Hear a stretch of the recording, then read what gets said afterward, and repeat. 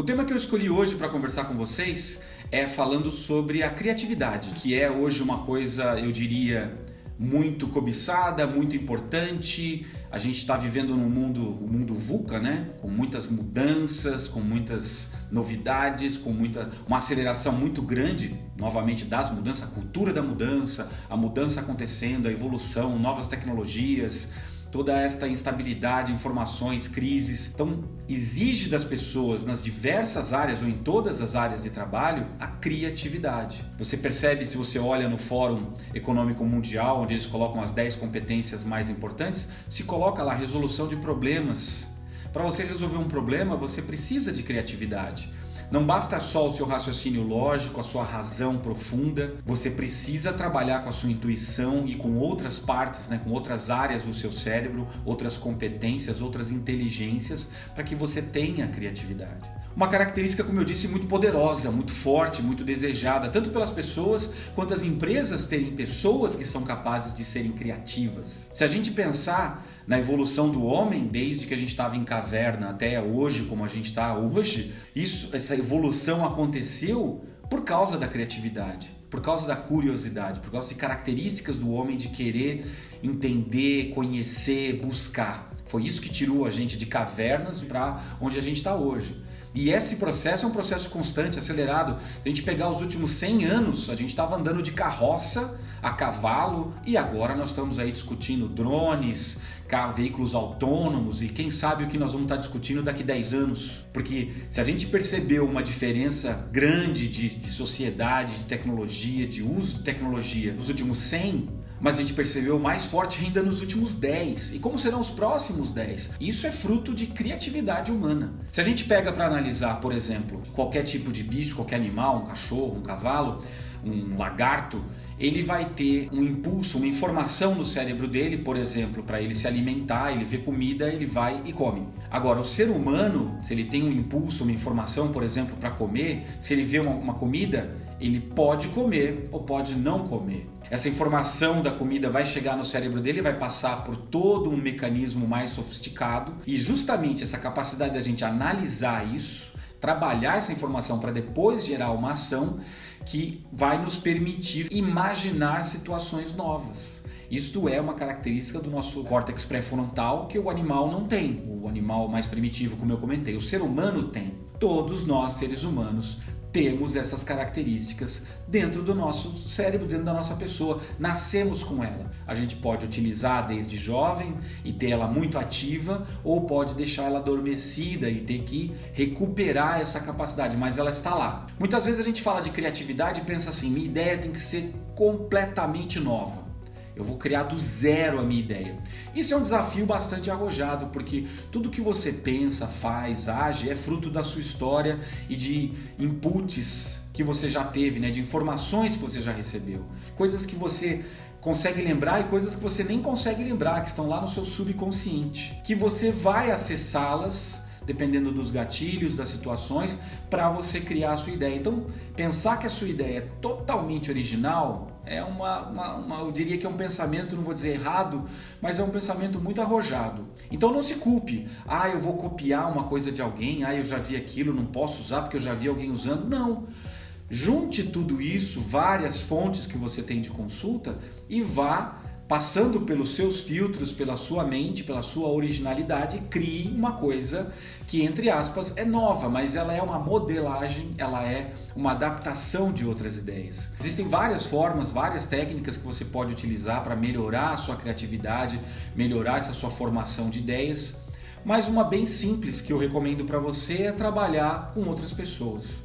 Lembra que eu falei que você tem uma informação que chega no seu cérebro, trabalha dentro do seu cérebro e sai uma ação? Então você tem um canal só, uma entrada só às suas lembranças. Quando você põe mais gente envolvida falando daquele assunto, além de você trazer todo esse background, toda essa informação prévia que está dentro dos cérebros das outras pessoas, das mentes das outras pessoas, você vai ter informações sendo geradas a todo momento, coisas novas sendo produzidas. Uma ideia baseada na outra, o que a gente chama de sinergia. Esse tipo de exercício é conhecido como brainstorm, ou no interior um temporário de parpite. A gente vai dá ideias, é um tema, uma tempestade de ideias, muitos palpites, muitas coisas sendo faladas, então você vai aumentar a eficiência da sua criatividade. Então comecei falando de criatividade, mostrando para vocês o que é a criatividade e como ela surge dentro da nossa mente, que está presente em todos nós e que tem determinados caminhos que favorecem essa criatividade. Mas o nosso bate-papo de hoje ele tinha um tema que era dos nossos inimigos da criatividade. O que prejudica o meu processo criativo.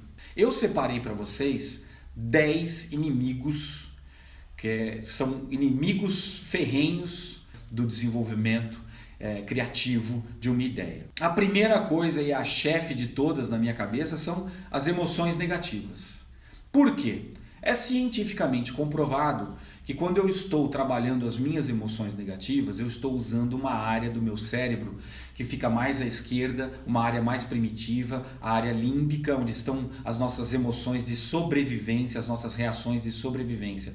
Então quando eu sinto medo, eu estou estressado, eu estou inseguro, eu me censuro, eu me critico, eu estou angustiado, todas essas emoções são negativas e estão usando esta área do seu cérebro. Isto é uma área nova do cérebro, uma região mais externa, e que se a gente olhar esse córtex pré-frontal, é uma área onde a gente tem a imaginação, além de outras coisas, além de outras emoções, como empatia, como curiosidade, emoções que a gente vai querer usar no processo criativo. Então, para eu estar usando esta área do cérebro, eu não posso estar usando a outra. Ele não vai usar com eficiência as duas áreas ao mesmo tempo. Então, se eu tenho emoções negativas envolvidas no processo criativo, eu vou limitar ele de uma forma muito grande. Então, a primeira coisa que eu tenho que evitar é não gerar emoções negativas, não gerar estresse, não gerar insegurança, confiar em si mesmo, trabalhar essas características. O que me leva ao segundo ponto que eu coloco como bastante importante para a gente ter um processo criativo bastante eficiente. O segundo ponto é você ter uma baixa inteligência emocional. Indivíduos que têm uma baixa inteligência emocional, um índice de inteligência, um QE baixo. Inteligência emocional é composta de várias coisas, né?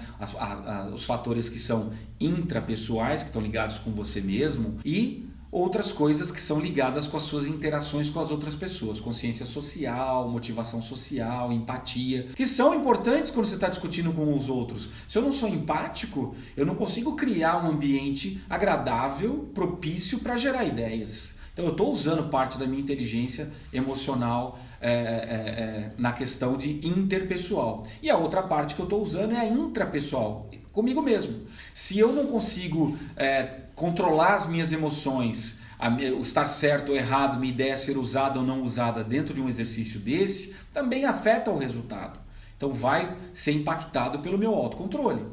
E pela minha empatia, como eu já mencionei, logo de cara, aí, pelo menos essas 3 características, esses 3 fatores que estão dentro da inteligência emocional, são fundamentais para que a gente possa ter um ambiente propício a um brainstorm. O terceiro fator que eu separei aqui para a gente estar falando é a questão da rigidez. Então a pessoa é resistente à mudança, tem ideias fixas, né? Você tem um mindset fixo ou um mindset maleável, flexível? Como é que é a sua mentalidade, né? Traduzindo a palavra. Como é a minha forma de pensar? Se você tem uma forma rígida, valores, crenças, formas que estão sedimentadas na sua cabeça ao longo de todos os anos, de toda a sua história, e você não está muito aberto a mudá-las, você provavelmente não vai contribuir muito, no mínimo, dentro de um brainstorm. Isso se você ficar quieto. Depois nós vamos falar de outros aspectos também dessa rigidez. Então, para que você tenha muitas ideias, você tem que diminuir um pouco essa rigidez. Você precisa estar mais aberto a outras coisas, você ter uma mente mais aberta, mais flexível, pelo menos para ouvir e analisar, que é a função do brainstorming, gerar ideias, é uma tempestade de ideias. Quando cai uma chuva, ninguém fica escolhendo gotinha, elas caem. Então eu falo, eu quero só as gotas grandes ou as pequenas, não, deixa chover.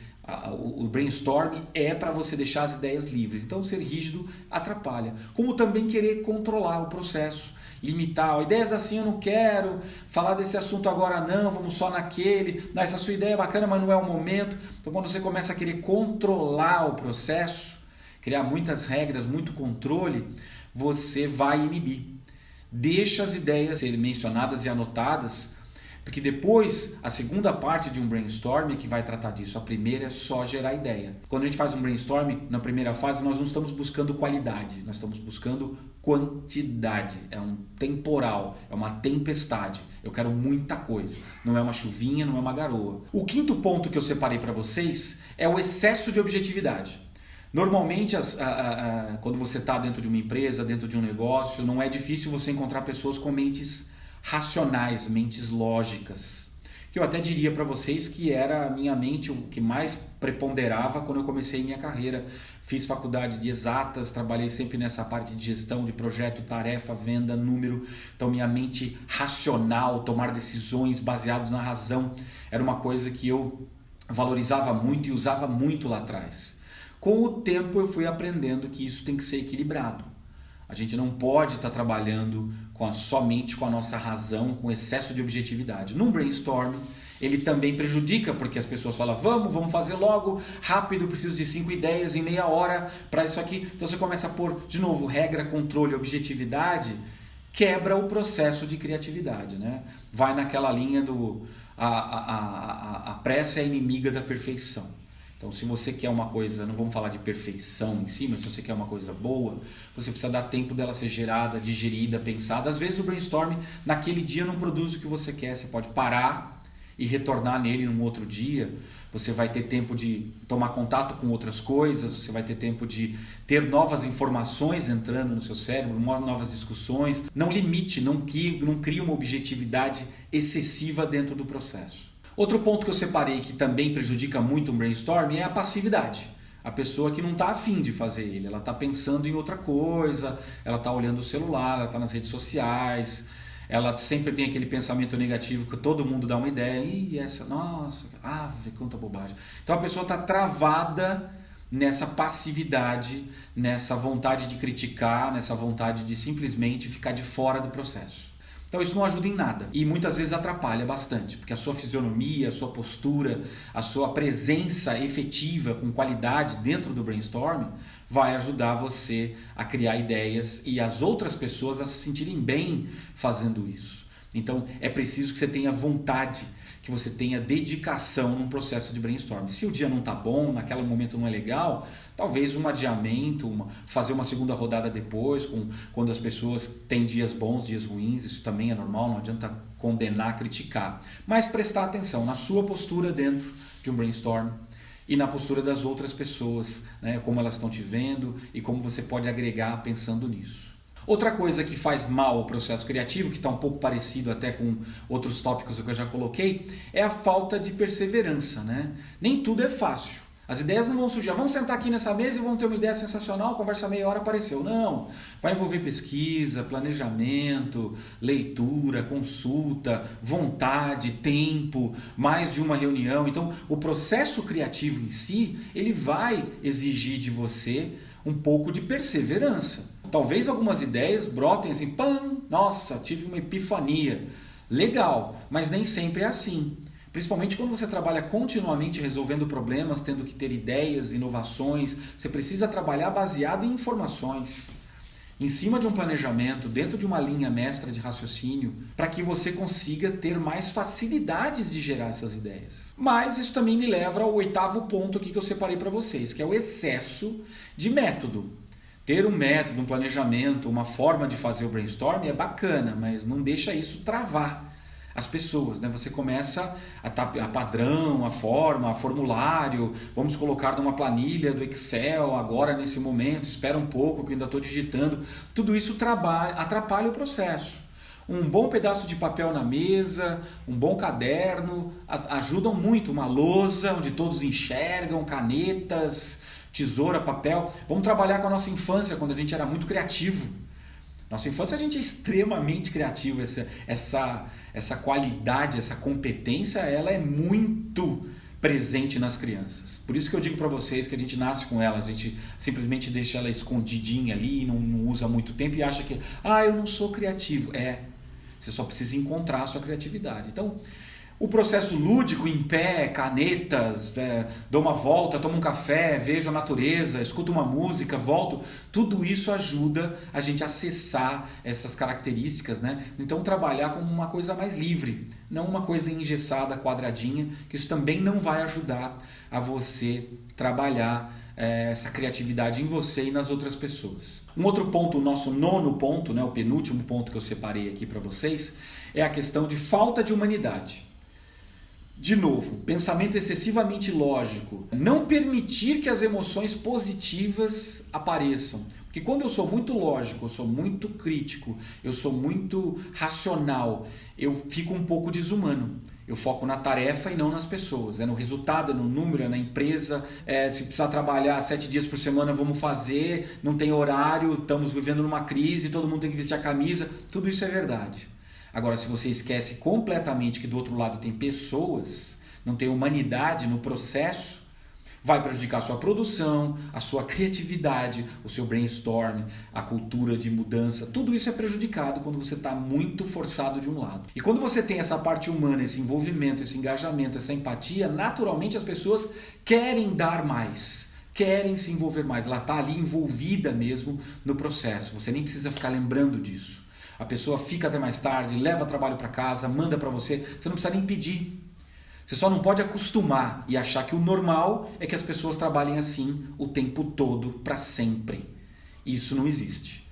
Existem picos e vales, existem tarefas e existem pessoas. Então, a humanidade no processo de criação é fundamental. E por fim, o meu conselho final aqui das 10 dicas, né, dos inimigos do nosso brainstorm, da nossa criatividade, está o orgulho e a soberba, a vaidade. Achar que a ideia é sua, que só o seu pensamento vale, que só você é inteligente, que só você é criativo, que só a sua razão é maior que todas, ou sua razão é mais importante do que as outras coisas. Então você se coloca em primeiro lugar. Você começa a filtrar as ideias das outras pessoas como secundárias. Todo mundo percebe isso destrói qualquer criação, qualquer desenvolvimento e qualquer relação profissional. Então dentro de um brainstorm, quando eu estou nas minhas relações do dia a dia, eu preciso disso. Quando eu estou num brainstorm, eu preciso muito disso. Porque eu só quero acessar uma região do cérebro, que ela está ligada justamente a isso, a imaginação e a criatividade. Então eu preciso deixar tudo isso de lado. Todas as ideias são boas, todas as ideias são interessantes, tudo tem que ser anotado. Depois, numa segunda fase de um brainstorm, que nós vamos começar a análise crítica dessas ideias. Mas uma coisa que a gente precisa entender é: não vamos discutir a qualidade, o mérito, se é boa, se é ruim, se é pertinente, se não é pertinente durante o brainstorm. Não faça isso, senão você vai destruir o seu brainstorm, você vai inibi-las. Então toda a ideia tem que ser utilizada. Numa segunda fase de um processo de brainstorm, você vai trabalhar essas características de qualidade e características que vão ser interessantes para que esse brainstorm seja útil e tire no final as boas 3, 4 ideias daquelas 50, 100 que foram geradas lá para trás. Esse é o processo normal de um brainstorm. Então esses são os inimigos. Se você prestar atenção na forma como você cria suas ideias, na forma como se funciona dentro do seu cérebro, com certeza você e sua equipe vão ser bem mais eficientes com relação a isso. Bom, esse foi o conteúdo que eu separei para vocês para hoje. Se você se interessa em desenvolver a sua inteligência emocional, desenvolver a sua positividade, controlar as suas emoções negativas, fomentar mais emoções positivas, usar todo o seu potencial para criatividade, para trabalho em equipe, gestão de conflito, gestão de estresse, liderança das pessoas, engajamento, usar todas essas habilidades. Quer saber como funciona isso? Escreve para mim. Você pode utilizar o meu direct, você pode usar o link na bio para entrar numa das minhas turmas VIPs, salas VIPs, lá para você conversar comigo direto pelo Telegram ou pelo WhatsApp, ou você pode me procurar no Facebook ou no LinkedIn, sempre Carlos Andrade Mentor, canal do YouTube também, e manda para mim uma mensagenzinha: olha, eu gostaria de saber como desenvolver essas características que eu mencionei agora. Tem um método muito simples, muito interessante e muito eficaz para você, que tem usado há muitos anos com muito sucesso. Se você quer saber como eles funcionam, me escreve, eu posso te passar todas as informações para que você entenda como funciona isso. Como dicas finais, eu separei duas aqui. Você pode ler o livro Roube como um Artista, que é um livro que fala sobre como você pegar ideias que você encontra no mercado, na vida e modelar.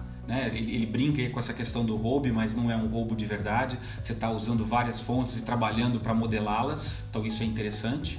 E também um filme que você pode encontrar no Netflix, que é Como o Cérebro Cria. Duas dicas interessantes para você desenvolver essa sua criatividade. Se você gostou desse conteúdo, não esquece de curtir e se inscrever no meu canal. E aproveita também e aperta aquele sininho, porque aí toda vez que tiver um conteúdo novo, você vai receber informações. Se gostou, além de curtir e compartilhar com seus amigos, fique atento aos nossos próximos conteúdos. Até lá!